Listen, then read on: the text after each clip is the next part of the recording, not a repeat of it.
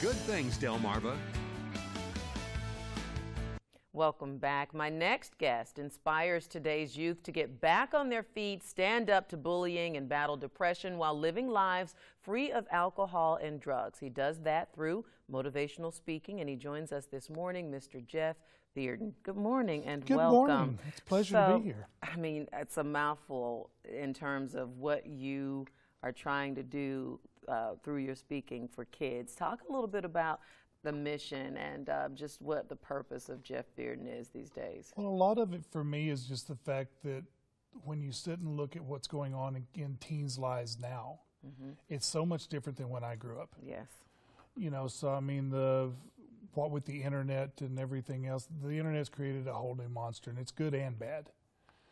And with all the negativity that's going on in the world out there that kids have coming into their lives, I felt like if I could get out there and maybe help them avoid some of the pitfalls I had in my life growing up, it might help them to avoid those. It might give them a little bit of a positive influence on their life.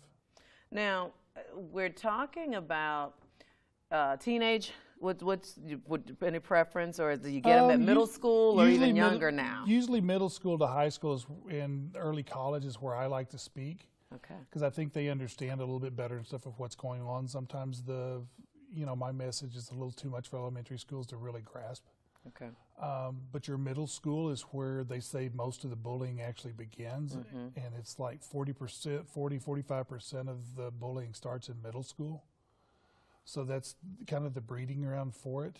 Now, how, and not alarming, but you know, nowadays some teachers don't feel comfortable in their own classrooms. How is it for you? Do you feel like kids are getting the message when you're up there spending 30 to 45 minutes? Do you see blank stares? Do you feel like you're connecting with maybe one or two? You know, I usually feel like I can connect with a few that are out there in the audience and get a deep connection with them. But I think a lot of them are listening now to what's going on, and some of the actual statistics of what's going on are really alarming. You know, they're saying that 1 out of 3 kids have been bullied while they're during their school years, and probably the scariest one is that 160,000 students skip school every day because of bullying. Yeah, it's a staggering number.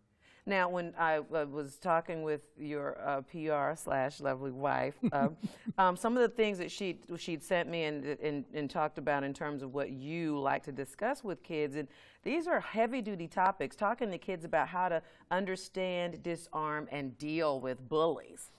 That's huge. I mean, how can students embrace themselves for the unique people that they are, no matter how many setbacks they face? Yeah, that's always been my big thing is to help people get back on their feet when life has knocked them down. They caught you the get back on your feet guy, right? That's why, yeah. And so where did it all start for you? You know, I went through some low points in my life, and, you know, I dealt with peer pressure and stuff that happened outside of being in school. So, you know, I dealt with some peer pressure that got me into some bad situations in my life, and you know, I was a professional wrestler for 25 years. So getting into that clique back then and stuff was much tougher to get into back in the 80s than what it is today.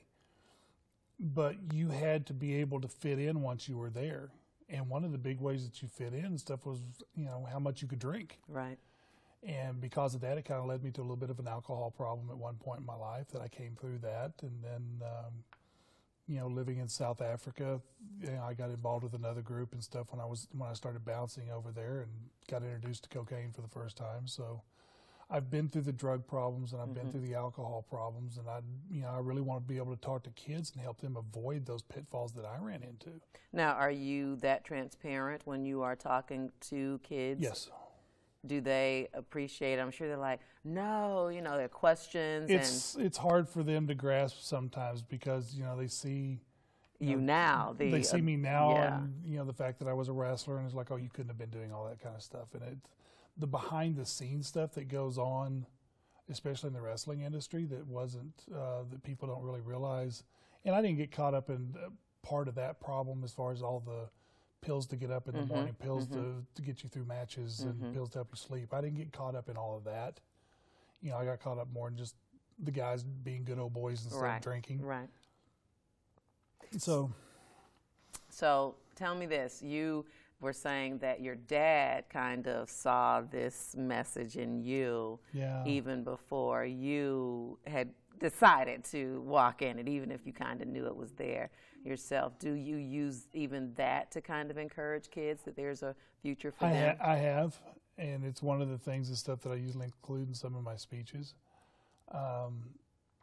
You know, my dad was a coach and a teacher, so I mean, it was, you know, involved with school kids and stuff has always been something that, even though I wasn't a teacher or a coach in the school, it got brought into me and stuff by going to visit my dad at the school. My mom was involved with the school system. I taught for a little while.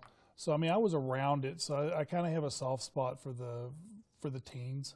Now, some of the kids think to themselves, he has no idea what it means to be bullied. I mean, you're a tall guy, you're a big guy, you're a wrestler. Surely they think you've always been able to, you know, defend or protect or disarm yourself from that. What do you say to that or to them? I mean, I got teased when I was in school because I was taller than everybody else. You know, I was real skinny. You know, my dad stuff gave me my haircuts out in the garage, so I mean, it was, you know, I was virtually bald, so I mean, I got those comments and stuff growing up as a kid. But, you know, for me, I learned a little bit more about the bullying from technically being a bully because of my wrestling character. Okay. You know, the persona that I had with the wrestling, I was always the villain. And so I was going into these foreign countries wrestling against guys that were smaller than me and everything else. And when the reaction I was getting from the crowd, I was technically bullying the crowd through my opponent. And the more they booed and the more they threw things, the more vicious I got because I was getting that reaction. Wow. And that's what a lot of bullies are looking for, is that reaction, you know, from the victim or from the observers. Right. We're going to come back. We're going to take a quick break and come back and talk to you a little bit more about your platform and even how people can contact you and just some of the other things that you try to instill in kids as you speak to them. We'll take a break. Stick around. We're coming right back. We'll talk more with Jeff Beard, and we'll be right back. Stay with us.